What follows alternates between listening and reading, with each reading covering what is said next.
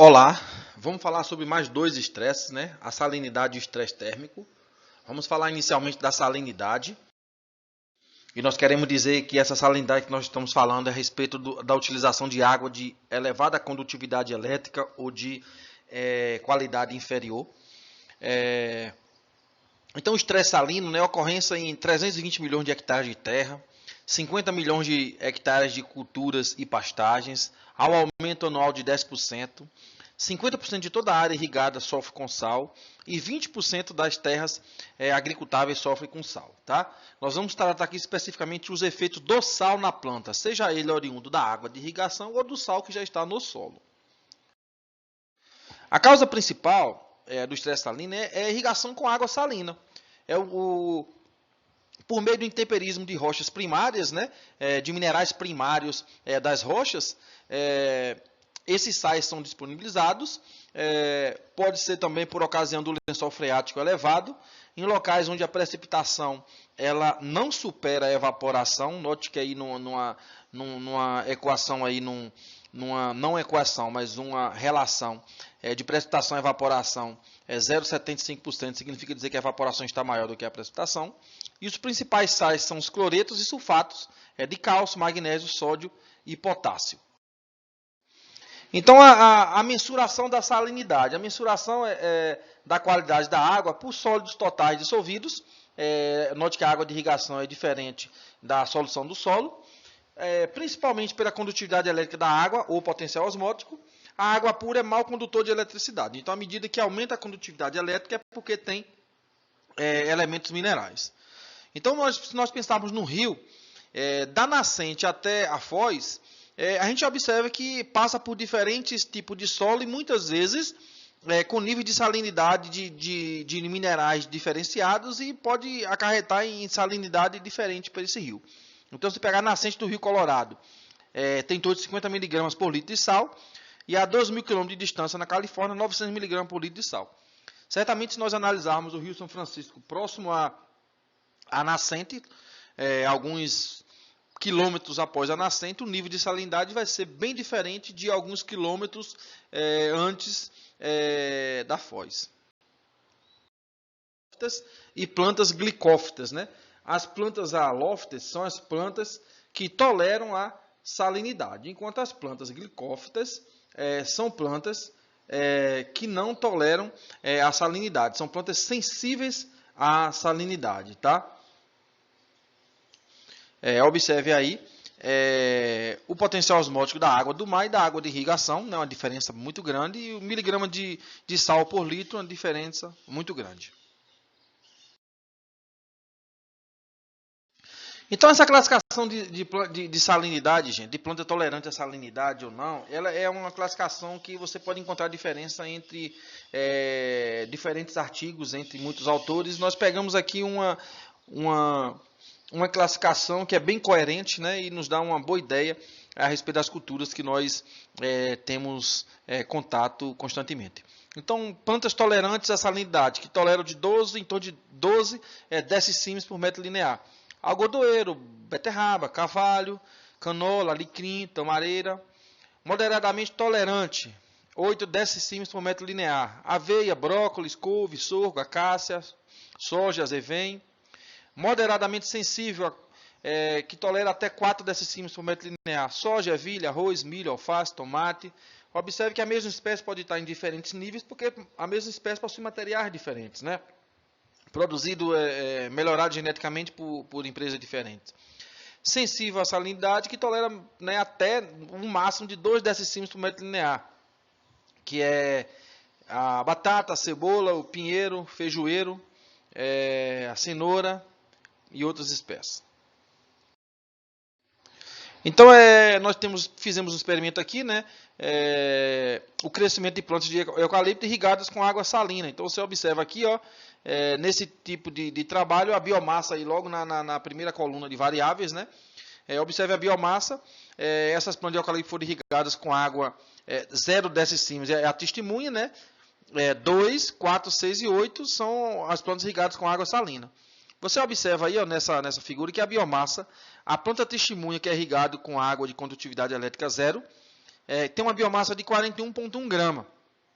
Aí você observa, por exemplo, a planta que é irrigada com 8 decímeas, que é o maior nível de salinidade, tem 34,4 de biomassa, 86% em relação a testemunho, ou seja, só reduziu 14. Se você pegar, por exemplo, 2 decímeas, 39,6, 96%, reduziu 4%.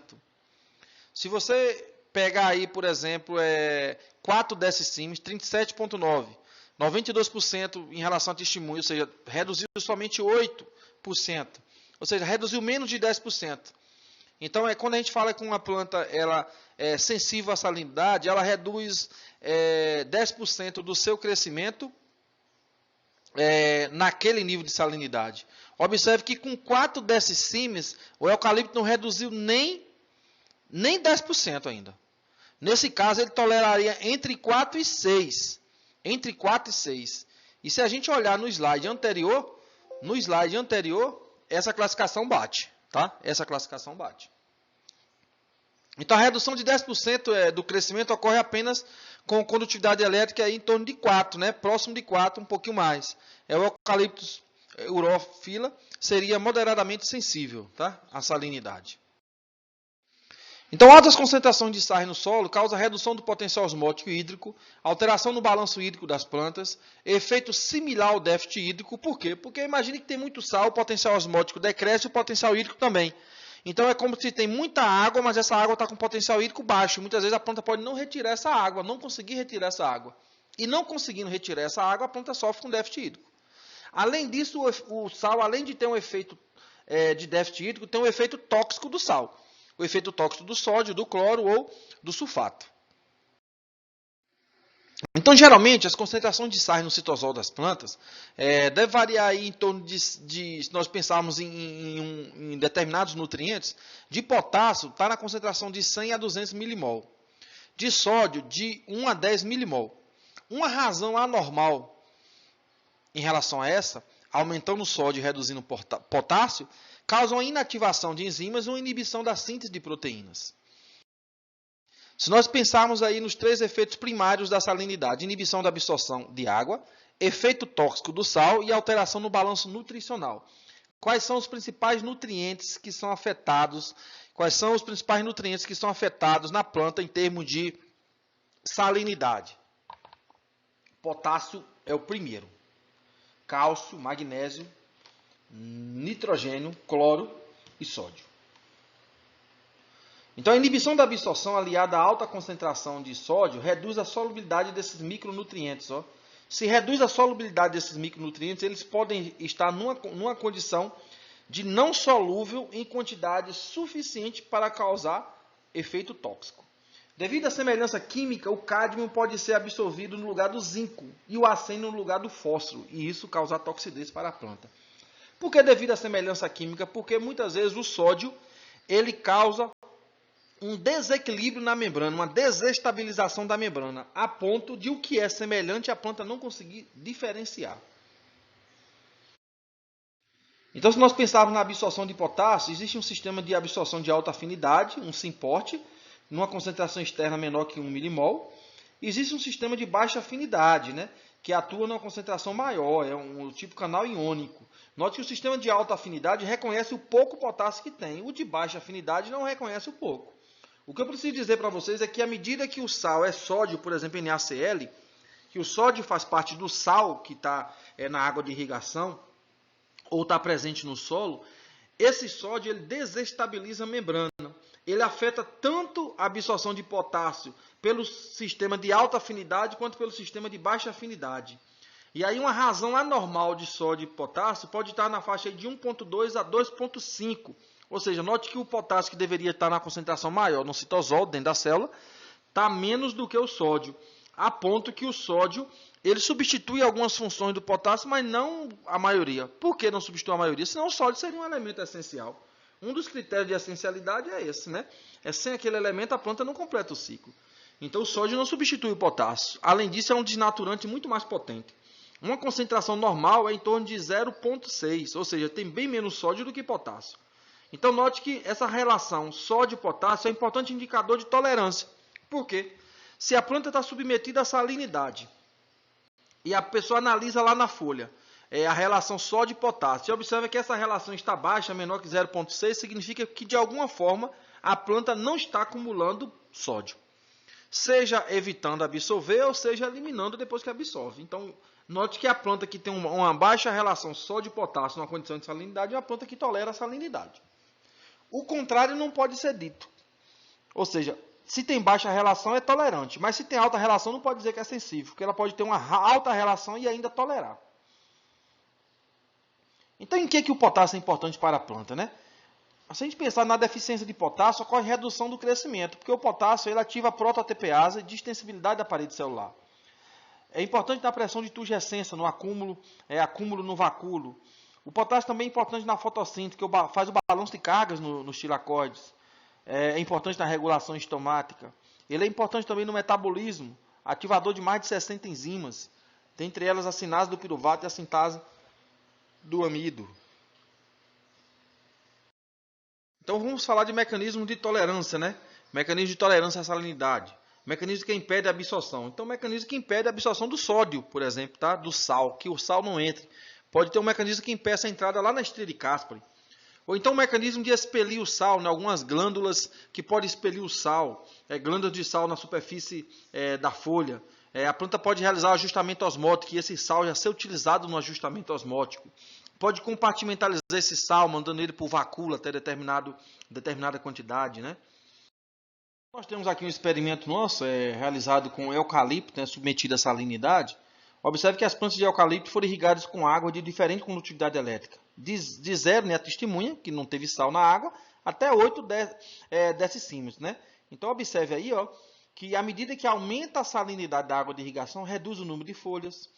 À medida que aumenta a salinidade da água de irrigação, reduz o número de folhas, reduz a transpiração, reduz o número de ramos e aumenta carotenoides, porque carotenoides é pigmento de fotoproteção, que protege a planta, tá? Então, aumenta a carotenoide, já é um indicativo aqui de que a planta está sob estresse. Em outro trabalho agora com salinidade em plantas de pião manso, nosso também realizado aqui em Pameri, observe quanto ao número de folhas também decresce à medida que aumenta a salinidade. Ó. Aqui foi de 0 até 24 decímetros, muito aqui. A altura de planta decresce também, ó. A biomassa decresce e o diâmetro do caule decresce também. Então, observe que a salinidade ela afeta o crescimento da planta, tá? Afeta o crescimento da planta. A razão de massa foliar também decresceu. Então, vencendo salinidade, nós vamos agora falar de estresse térmico. Né? Estresse térmico tem uma importância muito grande para as espécies vegetais. Constantemente as plantas estão passando por estresse térmico e muitas vezes esse estresse está associado com outros estresses. Então, algumas curiosidades. A temperatura é definidora da distribuição da vegetação.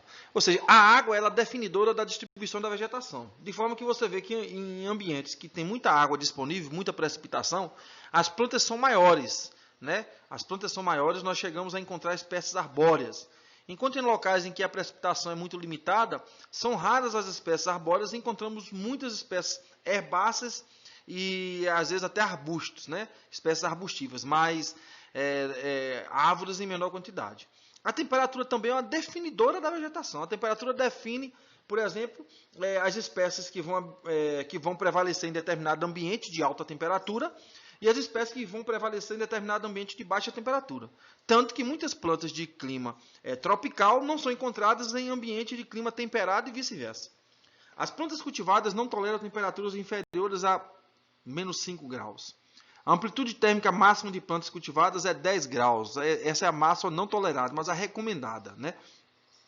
Os cereais de inverno, trigo e centeio, e ornamentais, açafrão, tulipa, pingo de neve, jacinto e narciso, toleram temperaturas em torno de 0 graus.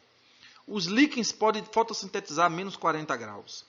Esporos, sementes, líquens e musgos toleram temperaturas muito abaixo do ponto de congelamento. A maior parte das espécies não toleram temperaturas superiores a 45 graus. Sementes e grãos de pólen podem tolerar temperaturas de 120 e 70 graus, respectivamente. Né? As sementes 120 e grãos de pólen 70 graus. né? São partes vegetais. Então a temperatura ela é importante no zoneamento agroclimático, ela exerce uma importância fundamental. É a temperatura do ar e a temperatura do solo também.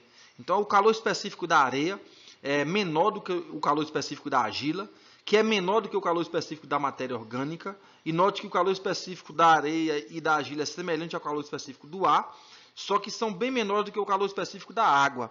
Significa dizer o quê? Um solo que não tem a planta e que ele tem uma textura média aí entre a areia e a argila, de tal forma que o calor específico não seja nem 0,175 nem 0,23, seja aí mais ou menos 0,2. Significa dizer que esse solo tem um calor específico semelhante ao ar. O que quer dizer com isso? À medida que o ar aquece ou resfria, o solo também aquece e resfria.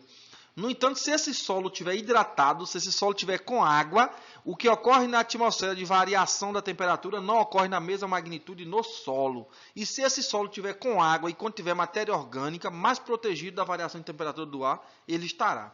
Isso é extremamente importante para a planta. As temperaturas do solo e do ar aumentam do amanhecer ao início da tarde. Porém, o solo apresenta aumentos em menor magnitude. Os extremos de temperatura do solo, baixa e alta temperatura, interferem decisivamente na redução da fotossíntese em plantas C3 e C4. No movimento estomático, redução do crescimento do sistema radicular, danos ao fotossistema 2 e extravasamento de eletrólitos celulares. São informações importantes em que a gente pensa em temperatura do ar, mas alterando a temperatura do solo afeta também a fotossíntese e a produtividade vegetal. Temperaturas nos tecidos vegetais exercem importância por acelerar as reações químicas, importância por ser sinal de iniciação de folhas. Nós falamos que a água é um sinal de iniciação de folha, a temperatura também. Tá? A temperatura ideal para uma planta, dentro de uma faixa ótima para a planta, é um sinalizador de iniciar folha. Significa dizer o quê? As plantas que estão sob temperaturas adequadas terão mais folhas do que as plantas que estão sob temperaturas inadequadas. Importância na volatilização de compostos de atração de polinizadores. Importância na velocidade de germinação de sementes. Importante na duração de eventos fenológicos, né? A duração dos estádios fenológicos tem a ver com a temperatura. E com base principalmente nessa duração dos estádios fenológicos, que muitas vezes é estudada a planta por meio dos graus dias, né? E tem muitas equações para isso, e uma das mais aceitas é essa. Ó. O grau dia é determinado pela temperatura máxima mais a mínima, dividido por 2, menos a temperatura base. Existe uma relação linear entre a taxa de crescimento da planta, taxa de desenvolvimento da planta, e a temperatura média. O acúmulo térmico tem sido usado para determinar a duração de um evento fenológico em particular, sendo inclusive bastante empregado para classificar os cultivares. A temperatura base é aquela acima da qual ocorre germinação e desenvolvimento da cultura. Então está lá a única variável lá na fórmula que a gente não tinha compreensão, agora a gente tem. A temperatura base é aquela temperatura ideal, é acima da qual ocorre germinação e desenvolvimento da cultura. Então, para cada cultura tem uma temperatura base diferenciada, né? Para a ocorrência de estresse, é necessário aumentos ou reduções de temperatura além da faixa ótima, por tempo suficiente para causar danos. Então, quando a gente fala de estresse, né, são alterações que ocorrem fora de uma faixa ótima para o desenvolvimento da planta. Então, alterações que ocorrem na planta fora de uma faixa ótima. Para isso, a planta está submetida a uma condição de estresse, alta temperatura ou baixa temperatura fora de uma faixa ótima. Então, numa condição de estresse por déficit hídrico, a planta ela sai de um desenvolvimento ótimo, de uma faixa ótima, em função de uma faixa ótima de água que ela saiu também. A fotossíntese é sensível a altas temperaturas pela sensibilidade das membranas dos tilacoides, com formação de ácidos graxos saturados, alta fluidez de lipídios e rompimento de membranas. Formação de espécie reativa de oxigênio, redução na síntese de proteínas totais, aumento na produção de proteínas de choque térmico, atuam como champeronas e protegem as membranas, mantendo a homeostase celular. Então, um alvo da alta temperatura, da alteração de temperatura, é a membrana. A membrana ela pode perder a sua integridade, sofrer rompimento e extravasar os eletrólitos. Então, a membrana é um alvo, né? Membrana, proteína, é alvo da alta temperatura. Aumento na produção de peroxidase e outras enzimas no metabolismo antioxidativo, redução da área foliar, acelera o ciclo e reduz o peso médio dos grãos a alta temperatura, incidência de pragas e doenças por interferir no ciclo de vida dos patógenos, inativa enzimas hidrolíticas durante a germinação. Então, observe aqui, a alta temperatura causa redução de muitas variáveis importantes para a planta, né? Redução do rendimento, redução do conteúdo de água, redução da qualidade do grão, pode causar estresse oxidativo, pode causar inibição da germinação das sementes, redução do crescimento da planta e vários processos a alta temperatura pode causar. Numa condição de déficit hídrico, pensamos o déficit hídrico e o estresse térmico pode ser estresses associados, porque numa condição de déficit hídrico é comum a planta reduzir a abertura estomática. E quando ela reduz a abertura estomática, ela reduz a transpiração. E reduzindo a transpiração, reduz a refrigeração e aumenta a temperatura da folha. Então, déficit hídrico reduz o movimento estomático, a abertura estomática, reduz a abertura estomática e aumenta a temperatura. Por exemplo, cana-de-açúcar. Numa condição de déficit hídrico, numa condição de potencial hídrico, em torno de menos 1,5 MPa, ocorreu a redução de 73% da transpiração e aumento de 6,6 graus na temperatura foliar em relação ao ambiente. Ou seja, reduziu a transpiração e aumentou a temperatura foliar. Plantas irrigadas têm maior transpiração e a temperatura da folha menos a temperatura do ar pode ter uma diferença de 2,9 graus. A água é importante tampão térmico, a transpiração é um importante mecanismo de refrigeração, a temperatura é um importante fator de aceleração da taxa transpiratória. A respiração aumenta mais que a fotossíntese com o incremento da temperatura. Entre 5 e 25 graus, qualquer aumento de 10 graus dobra a respiração e não dobra a fotossíntese. Acima de 30 graus, a respiração continua a aumentar. Não dobra, mas continua a aumentar. Altas temperaturas, maior fotorrespiração, maior atividade oxigenase da rubisco. Baixas temperaturas, menor fotossíntese C4, sensibilidade estomática. Redução das reservas de carboidratos. Frutos perdem açúcar. Então, em alta temperatura, pode ocorrer a perda de açúcar, a sacarose ser convertida em glicose e frutose, e essas serem respiradas para disponibilizar ATP, para custear a alta respiração. E aí o fruto pode ficar menos adocicado. E eu não estou dizendo para você que plantas de clima quente têm um fruto menos adocicado. Muito pelo contrário. Eu estou te dizendo que uma planta fora da temperatura ótima, independente de onde ela esteja, pode ter o fruto menos adocicado por essa reação que eu estou mostrando aí. Então a temperatura ótima para a planta C3 está na faixa próxima a 30 graus, né, 25 a 30 graus, e para a planta C4 aí de 30 a 35 graus. Mecanismo de proteção, né, contra essa alta temperatura. Presença de tricomas claros, o albedo ou coeficiente de reflexão. Quanto menor o albedo, maior retenção de energia e maior a temperatura. Então, quanto menor o albedo, maior retenção de energia. Retém mais energia e maior a temperatura. Então, o albedo é o coeficiente de reflexão. Quanto mais reflete, absorve menos. Então, quanto menor o albedo, quer dizer que está absorvendo mais. Então, mais retenção de energia e maior temperatura. A presença de ceras foliares pode refletir essa radiação e contribuir para aumentar menos a temperatura. Enrolamento foliar e tamanho das folhas minimiza a absorção da radiação. Heliotropismo.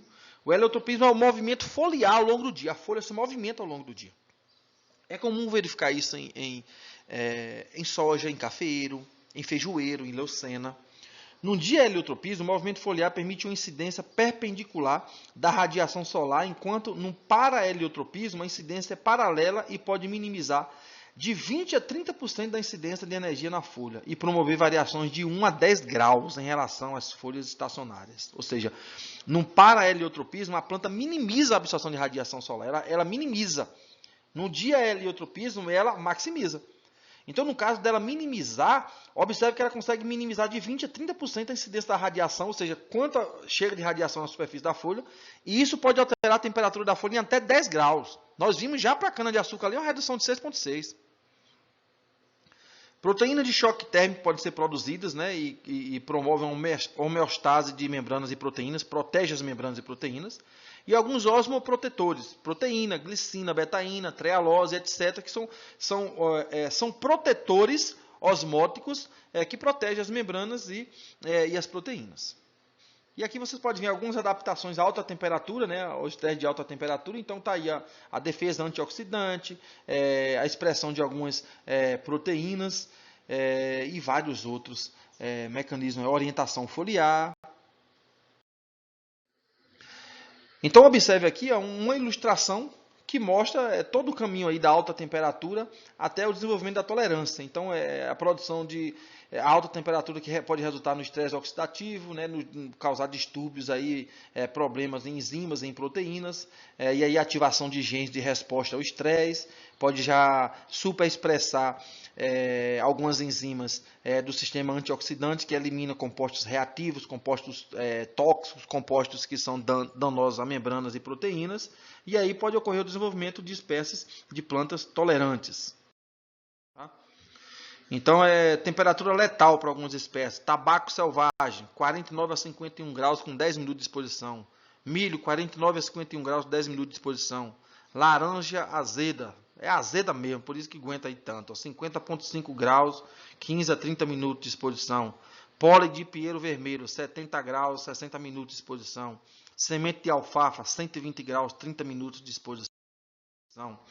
Olha uma tabela bem decente aqui, mas muito decente. Não que a anterior não seja, né? Mas essa é muito top, porque pego as culturas aqui de nossa região, sorgo, milho e soja. Quando envolve essas três, a gente já fica com um olhar cheio de brilho. Quando a gente chega nas nossas espécies aqui nativas também, quando nós chegamos nas nossas espécies florestais aqui também, né? Quando a gente fala de eucalipto, a gente fala de teca, de baru, são coisas que estão no nosso cotidiano aqui, né? Então, observe o sorgo aí, ó, de 40 a 30 graus, 40 graus de dia e 30 graus à noite, 65 dias após a semeadura. Quando isso acontece, ó, redução do teor de clorofilas, redução da atividade do fotossistema 2, aumento de espécie reativa de oxigênio, danos às membranas dos xilacóides. O milho, quando o período noturno é 35, período diurno é 35 e noturno 27, durante 14 dias. Isso dentro do estágio reprodutivo. Redução do comprimento da espiga, redução do fornecimento de fotoassimilados e prejuízo na síntese de celulose e hemicelulose. Soja, 38 graus no período noturno e 38 graus no período diurno, 28 no noturno, durante 14 dias, estágio de floração, né? Decréscimo da condutância estomática, aumento da espessura do parênquima palissádio lacunoso, danos nas membranas plasmáticas, cloroplasto e membranas dos xilacóides. Milho, 33 graus no período de 33 a 40 graus durante 15 dias, durante a pré-antese, dano severo no crescimento da planta e espigas. Trigo, 38 graus durante 24 a 48 horas, no estágio inicial de crescimento. Decréscimo do conteúdo de clorofilas, teor relativo de água, capacidade antioxidante. Tabaco, 43 graus durante 2 horas, estágio inicial. Diminuição da taxa fotossintética, redução da abertura estomática, redução da atividade de enzimas antioxidantes. Aí você pode ver na sua direita os autores que escreveram isso aí, esses artigos a respeito desses trabalhos. Tá bem? Então observe aqui, gente, por exemplo, alguns compostos protetores que podem proteger as plantas, né, membranas e proteínas contra o estresse térmico. No caso da cana-de-açúcar aqui, o tratamento térmico, quando a planta está submetida a 42 graus durante 48 horas, uma temperatura estressante. O uso de compostos como prolina, como giberelina, pode restringir a geração de água oxigenada em H2O2, melhorou o teor de potássio e cálcio e aumentar a concentração de prolina livre. Uva, né, quando utiliza ácido salicílico, quando a planta é submetida a 43 graus, maior atividade de rubisco, melhora a função do fotossistema 2, melhora a fotossíntese. Se nós pensarmos aí no feijoeiro, temperaturas aí altas de 34,7 a 35,2 graus, o uso de brasinosteroide, aumenta o crescimento vegetativo, rendimento total e qualidade de frutos, aumenta os ácidos fenólicos. O sorgo aí, temperaturas aí em torno de 30 a 40 graus durante 45 dias. O uso dessa substância aí, aplicação foliar, diminuição dos danos à membrana, defesa antioxidante, maior rendimento de grãos. Plantas de algodão, submetido a 38 graus, logo antes da floração. Quando utiliza aí putrescina, pode ter aí melhoria da qualidade da cápsula do algodão. E assim sucessivamente, na sua direita você vê os autores que falaram a respeito disso.